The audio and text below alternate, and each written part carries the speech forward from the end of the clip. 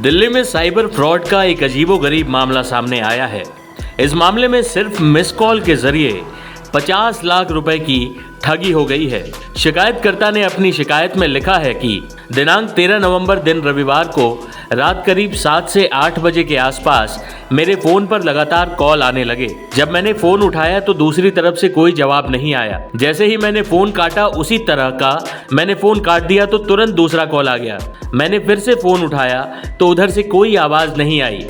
जैसे ही फोन कटा फिर से ये कॉल आ गई। इस तरह से मैंने फोन उठाया ही नहीं।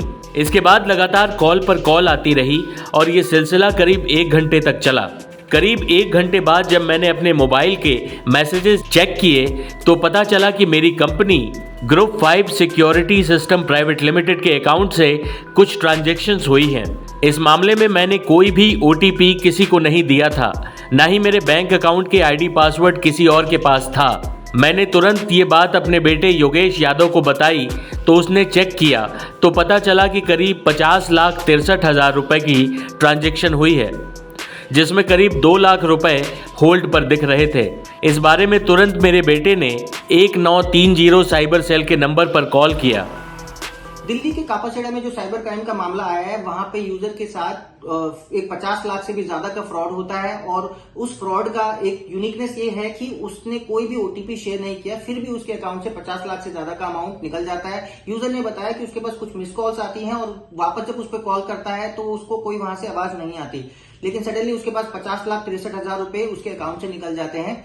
अब इस साइबर क्राइम की हम बात करते हैं तो ये होता कैसे। नॉर्मली इसके अंदर 2 तरह से ये साइबर क्राइम बहुत तेजी से बढ़ रहे हैं। एक होता है आपके जो मोबाइल में हम एप्लीकेशंस को यूज करते हैं, कई बार ये एप्लीकेशंस भी हमारे फोन के अंदर मालवेयर और वायरस की तरह काम करती हैं। आपके मोबाइल के अंदर जो हम परमिशन दे देते हैं एप्लीकेशन इंस्टॉल करते समय, तो वो एप्लीकेशन से भी परमिशन लेके आपके OTP को रीड कर सकती है। ऐसा हो सकता है कि आपने कोई लोन एप्लीकेशन डाली हो, वहां से वो आपके OTP को रीड कर सकते हैं। दूसरा ऑप्शन है, बहुत तेजी से जो साइबर क्राइम बढ़ रहा है वो है ऐसे भीड़ भाड़ वाले इलाकों में जब आप जाते हो या फिर कोई भी रोड पर चलता हुआ कोई भी आदमी आपसे आपका फोन मांगता है और बोलता है कि आप उसको इमरजेंसी है और इमरजेंसी में उसको कॉल करना है, तो हम कई बार अपना फोन अनअटेंडेड उनको दे देते हैं।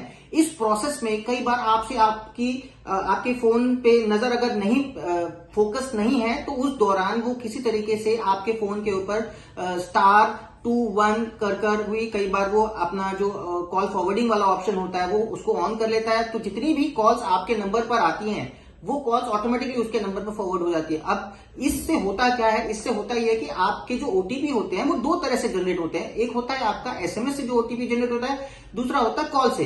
अगर आपके पास SMS से OTP नहीं आ रहा तो उसमें ऑप्शन होता है कि आप कॉल से भी OTP मंगवा सकते हो। जो क्रिमिनल होता है वो क्या करता है, वो कॉल से OTP जनरेट करता है। आपके पास कोई OTP नहीं आता, फिर भी उसके पास वो कॉल से OTP जाता है, वो आपके OTP को यूज करके आपका अकाउंट खाली कर देता है। तो आपको सतर्क रहना है, कभी भी इस तरह की सिचुएशन में अपना फोन अनअटेंडेड किसी को नहीं देना है। और अगर आपको से कोई फोन मांग रहा है तो उसके नंबर से को आपको खुद अपने फोन से डायल करना है। कोशिश कीजिए कभी भी जब आप डायल करें तो *21 या *# इस तरह के कोई भी स्पेशल कैरेक्टर्स आपके नंबर्स पर नहीं होने चाहिए। अगर सतर्क रहना है तो इस तरह की इंफॉर्मेशन को आपको शेयर करना पड़ेगा जितने ज्यादा से ज्यादा लोगों तक।